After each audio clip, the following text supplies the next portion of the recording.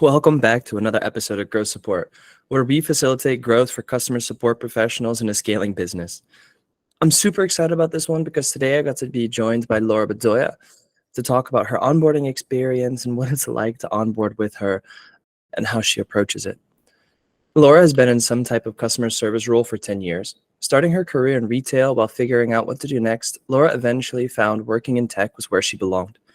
After a few years of being an IC, she was ready to lead a team of her own and is now the founding technical support manager at a CSP. Leading with a human-centric approach and leaning into her millennial age, she's transformed the support team reputation as not only a knowledgeable one, but the people that you want to talk with and connect with. I'll let you hear it from her own words. Let's dive right in.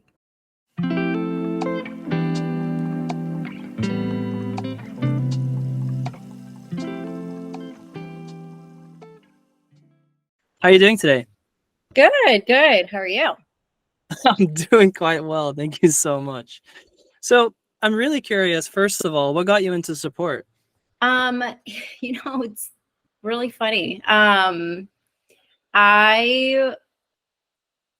went to college for interior design, and halfway through I was like, this is really competitive. And I'm not a competitive person. I'm just not. The moment someone starts going like, I'm better or whatever, I'm like, you know what, you are. Have fun. Like, totally on you. And so I was like, I'm not going to do well. So I started working in retail and was like, well, I could probably make a career out of this. Eventually got into management and thought that I was going to be a district manager. And then soon realized this is also not for me. It is very taxing. I feel like anyone that's listening to this has probably more than likely worked at retail, and it's brutal. It is not fun. I also come from a retail background, isn't it? Yeah. It's tough stuff. It is. It prepared me in a lot of different ways, and it helped me grow in my confidence a lot. But I was like, there's no way.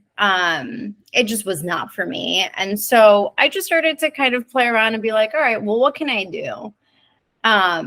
Started getting into office jobs because I wanted a very kind of 9-to-5 job and wanted weekends to myself. And kind of just was like, let me just see where this goes. I don't know. Who knows? I work hard. Something will fall on my lap. It'll make sense. And I also was like, this is not for me. And I had a friend when I worked at Apple that I stayed connected with, and her company, which was at the time still technically a startup, but also technically not a startup. And they were hiring for product experts. And I was like, you know what? Why not? Let me try it. Let me try something new. Let me get into the real tech world. And it was then and there that I was like, oh, I like this. I like connecting with people and problem solving and having to really think about workarounds and very creative, unique solutions for customers. I'm a very social person. I love meeting new people. I honestly really do love meeting new people and connecting with new people. So it just felt right. And so I kind of just ran with it, and I was like, cool, let me see where I go with this. And here I am, still here after that. That was in 2019. I don't know, what year are we in? That was only a few years ago. And I don't plan on stopping. Nice. It's quite the journey going from really finding what that balance looks like for you and what you enjoy. When you started, at a startup going to scale up kind of in that growth phase company, what did your onboarding experience look like? How'd you get started? Yeah, so that was why I became so passionate onboarding, because it was then that I realized how good of an onboarding I had and how prepared I was to do my job. Coming from someone who troubleshooting, I didn't come from a background of troubleshooting. I didn't have that, I think anybody can learn troubleshooting, right? Most of the time it's just trial and error. Let's try this, let's try that, let's try this, let's try that, click a bunch of buttons, finding patterns. Anyone can learn that.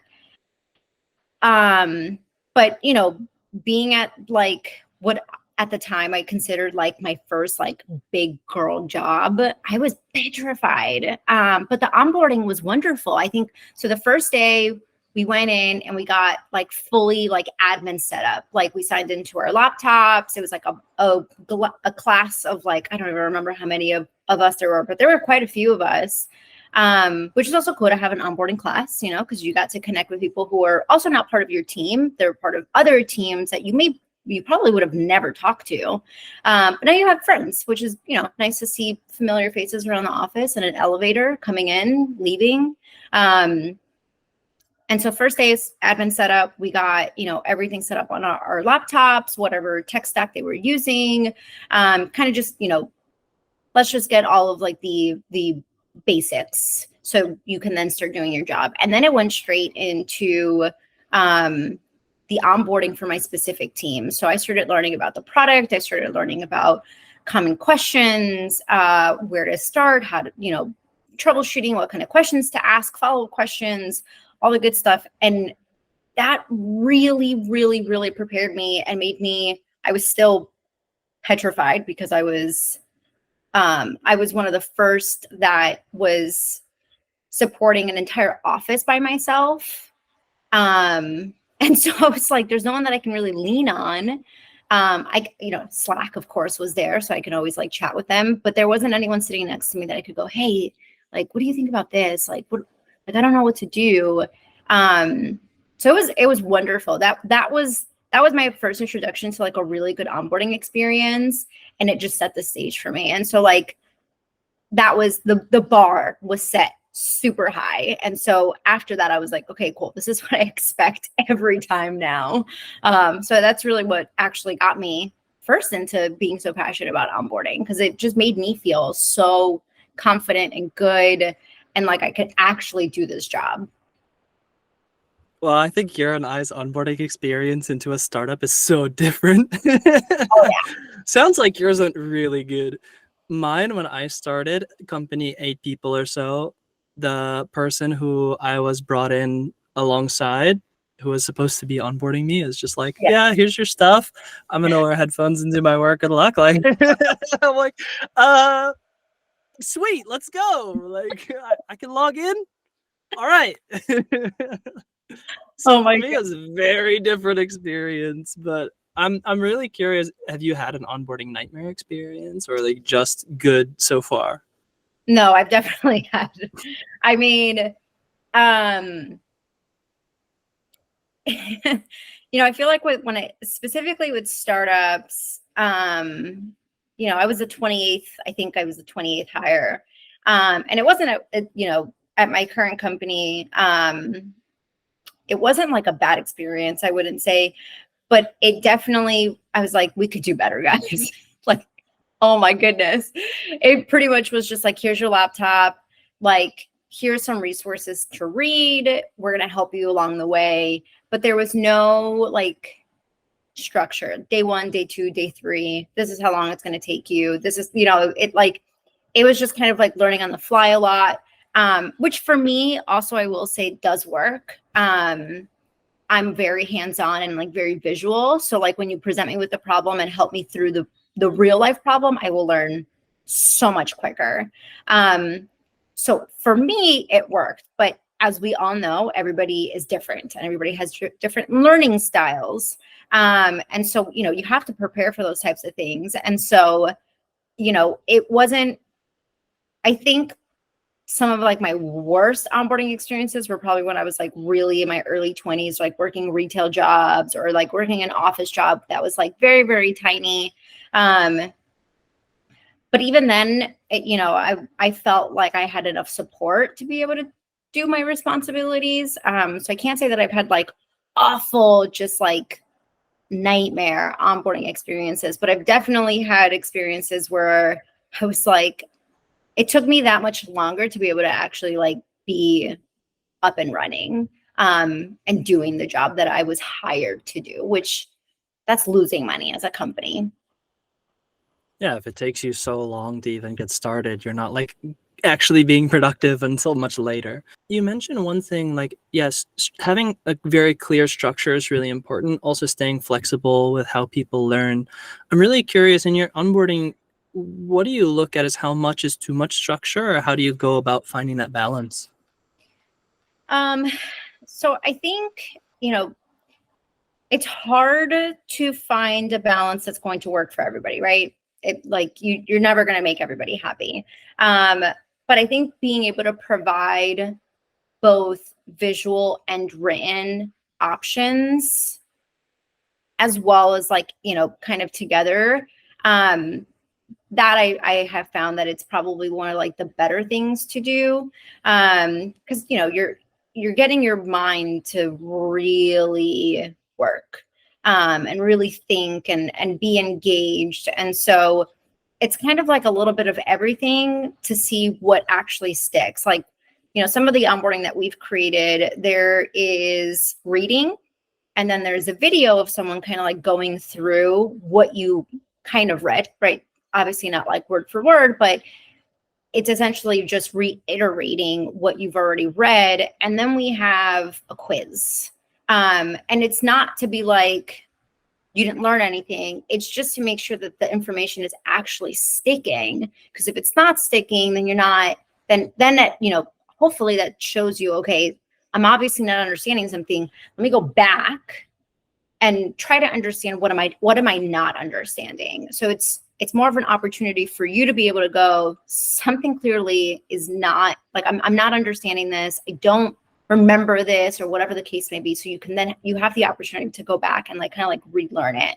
That's what I think I have found the most helpful, because it hits a couple of different things, right? So you have your visual learners, you have people who like reading and it really sticks with them. Like, I can't read something and it sticks with me. I've got to read the same sentence like 5 times until I'm finally like, oh, okay, now that makes sense.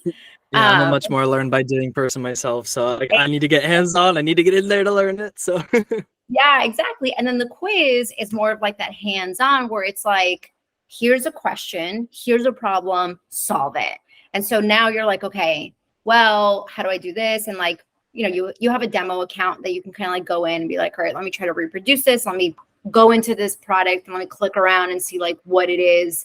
So it's not like just memory based. It's also like, no, you have, in doing your job, you're not going to have to remember all this stuff. You have a demo account that you're going to be able to actually play in. So like, use that resource while you're still in training. Click around, find out what, the workflow and what makes sense. And also, I think it's super helpful for new people to go into demos, because when it comes to UX, it should make sense, right? For someone who's brand new to your product, it should make sense. It shouldn't be this super complicated thing to be able to do whatever action you want to do.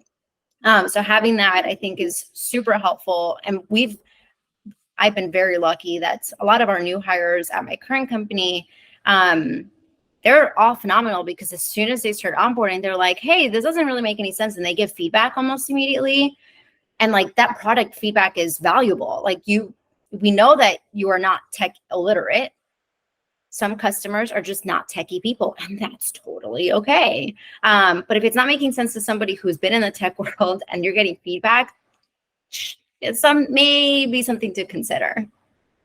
definitely. And so you mentioned your company right now, it's a lot of online learning and online information. So you're completely remote, right? Yeah, so we're all remote. We have an office in New York, and there's a couple of people that live in New York, but for the most part, we're mostly in the US, but we do have a couple of people in like London and Spain and a couple of other countries. And how do you make sure that the information stays consistent while you're remote onboarding across time zones? We have an LMS. So, they're everybody's signing into that LMS and going through the same kind of trainings. And then, so the way that our onboarding is set is the first week. I haven't looked at our onboarding in such a long time. So our first week is all kind of like LMS, right? So you're on your own. No one is to bother you. Like, I partnered up with our like our head of people and culture. I don't know if that's what her title is, but that's just what I say because that's what she does. So I partnered with her to create our onboarding. What we did was, okay, week one, like managers are not to bother you unless it's like maybe to invite you to a couple of different meetings or something, introduce you to team members or talk to people, of course, no problem. But nobody should be assigning any work to you on week one. Because you should be learning, and you should be learning about not just the product, but about our company, how we work, our meetings, our structure, our communication style, just kind of absorbing and being able to actually integrate into the company. So that's week one. And especially day one, like we are so overprotective. Like you are not to do literally anything on day one. Like we need to make sure that all of their HR, first of all, you need to get paid. So like do your HR stuff, like those things are very important. And then, having a laptop set up, like if you can't sign into your Gmail, that's a problem. So, we want to make sure that we're getting all of those things over and done with. And then from there, I've set up like actual in-person quotations, because obviously we're remote, but I lead a live training where I'm pretty sure it's week 2, where I go and we talk about our most like used and our most complex tools. So we don't go over everything, but we go over what customers get the most confused about, what we get asked about most, and what is being used the most, because obviously if you're using the most of your questions are going to come from that. So that's how the first 2 weeks are. Week 3 is usually some shadowing, and then week 4 is reverse shadowing. So you mentioned this live class. Is that just with your team, or is that specifically, or is it open to most everybody? Yeah, and it's super useful from a support leader as well, because the functionality of the platform and how it all works and interacts with them as well. I think that's super beneficial to have. Everybody's going to be interacting with your product. Everybody needs to be able to understand those pain points. Even if they're building part of the product, they should still bring that voice of the customer up to the very beginning. Yeah, I mean, at my last company, my priority was voice of the customer. So like I'm also very passionate about that, because like I actually just spoke to one of our engineers the other day about this issue that we were having with a customer. And we found some functionality that just like really didn't make sense.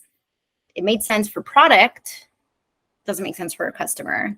And I said something and she laughed, and I was like, if this doesn't make sense to the customer, then like, why does it exist? Like, what's the point here? Like, we're creating product for the customer. Without a customer, we're not anything. And she kind of giggled and she was like, no, I know. So then, we're going to improve the experience, but I'm like, it's just a reminder, like, hey, we're making products for customers, not for us. So it doesn't matter what we think, it's what the customer thinks. Yeah, and then it's super important to get everybody from the company involved in that process and understanding what those pain points are. Yeah. I'm really curious, like, for me, because the way that we do onboarding is we have a local office in Rotterdam in the Netherlands, and we do all of our onboarding in person. So it's not that we're remote, so it's kind of an opposite spectrum from you. And my first support person that I hired, we did our onboarding. We literally sat at the same desk next to each other and just did tickets, hands-on, super involved. Here you go. This is how we're going to do it. And the onboarding experience obviously evolved as the team is growing, as we're changing, keeping into account that people learn in different ways. And at the end of it, on the Friday, because it's like information overload, there's so much that's going on, there's so much to take in. Friday's a bit of a break day of, hey, let's take a refresh, let's re-look at all the things we learned this week and all of that. And I put her through a scavenger hunt through the office of all like the little tidbits of information that she learned throughout the week to go find the people that she's supposed to talk to and things. I'm really curious how like the virtual engaged experience versus like something in office like that, how do you blend the experience of getting people engaged from people and culture standpoint on a remote team? Yeah, so we actually created a onboarding Slack channel. And we also try our very best to, when we hire, we try to have people start like a hiring class, right? So it's just one, or onboarding class, I should say. So it's not just one person, it's multiple people. So again, they can connect, they have buddies, they can get to know each other. And so from like a culture standpoint, being the new person is hard, but if you're the new person with like a couple of other new people, great, you kind of have like a little, group that you can rely on, and you can go like, oh, we started, like, where'd you come from, or get to know them. So that, number one, like, we have found that has been super helpful. Day one, it's, because everyone is like different time zones, and, a lot of like leadership is in the US, for our like EMEA employees, that could be, they go like a whole day just kind of like waiting. And then finally, like 9 a.m. our time, which is like afternoon for them, they finally get our HR person that kind of like is like, hey, welcome to the company, whatever. But we've tried to, so like one of my last hires is based in London, and like I'm always worried about them, and we always say like they're like on an island, because most of us are in the US. And so like for us, one of our top priorities is making sure that they feel included. So what I've started doing is like, okay, cool, 9 a.m. your time, I'm going to put a meeting with other people that have already been with the company that are going to welcome you. So that way you also have like a face to, and not just being like a laptop opening up at 9 a.m. and going, all right, let me read like my to-do list. Like, I just feel like that's not fun, and not a good look on the company as well. So, having somebody just kind of like, hey, I'm so-and-so, I do this, I've been here, like just something a little bit more casual. And then we send like a whole like to do, like, hey, this is what you're going to do. And our onboarding, we just try to make it very fun. We've got like all kinds of gifts, and we've got jokes, and, just something to like at least make you kind of like giggle throughout. But the onboarding channel is super important, because there we, obviously not everyone is in that channel. It's just the onboarding class. And so we'll kick people out from the last onboarding class and then invite the new class, and there's kind of like a resource for them to either connect socially, ask any questions or anything like that. I feel like, especially when you're new, more than likely you're going to have a question that somebody else is going to have, but maybe that person doesn't feel comfortable. So if you ask, now you're like, oh shoot, you know what? Like, I actually also had that question. Maybe I forgot about it, or, I got distracted, or just didn't feel comfortable asking because I thought it was a silly question, which is fair. People always constantly think that. There's no silly question, especially when you're new. But it's nice to have that onboarding channel for them. And we try very hard to also encourage a lot of socializing. So we give them a list of like, here are all the people that we think that you should meet. They're not all people on your team. They are people that are in other departments that you may not ever work with, but get to know them. Like, why not? And then we have a bunch of like other fun channels that, we've got like random, and we've got music, and we've got food and TV shows and everything. So they can start to kind of like really integrate into everything, without also having like a bunch of meetings. Meetings would be great because you get to see people all the time, but that's also time spent sitting down in a meeting when you can be doing other work. So we try to balance it out as much as we can. Some of the things that we do to kind of, just make sure that on the culture standpoint, we're kind of satisfying and making sure that we're making a lot of different socializing available to all of our new hires. When you start people in cohorts and in groups, cultivating that connection space is really important, especially what you mentioned, like no question is a stupid question. And maybe some people are a bit more hesitant to ask, right? In terms of, Totally. hey, let's get started. So really, when you start making these connections, when you talk about the kind of practicalities of your role itself, you said that setting expectations is super important. Make sure that the expectation is clear of what needs to get done and the things that are happening, but also in terms of your growth. I'm curious to what your approach to, like, do you take a standard 30, 60, 90 kind of day plan around your growth, or how do you set that clear expectation for people? Yeah. So for my team specifically, it's a 30-day plan. It's for a startup. We need, like, we're not hiring you for fun. We're hiring you because we need you. So in that, I try to make it very like, okay, you have 30 days. I'm not expecting you to be a product expert. You have a bunch of resources that you can still rely on. But by day 31 of you being at this company, you are on your own. And now it is up to you to find those resources when you need those resources. Again, like I tell my team all the time, I'm like, it is okay to make a mistake. For one, we're not saving lives. We're really like everyone and everything will be, I promise you, everything will be okay. There's a solution for almost anything. And so if you make a mistake, that's okay. Own it, learn from it, rectify it. That's all I ask. It is okay to make a mistake. So in the first 30 days, they go through all of their training. We really, really hold their hand. And then by day 31, I'm like, all right, I'm going to let go. I'm still here though. And the team is still here. And you have a bunch of other resources available to you. I mean, we have an abundance of internal documentation when it comes to troubleshooting as well. Like we have troubleshooting guides of like, okay, what's the first, if this customer reaches out about this question, what should I be asking? What should I be looking? Where should I be?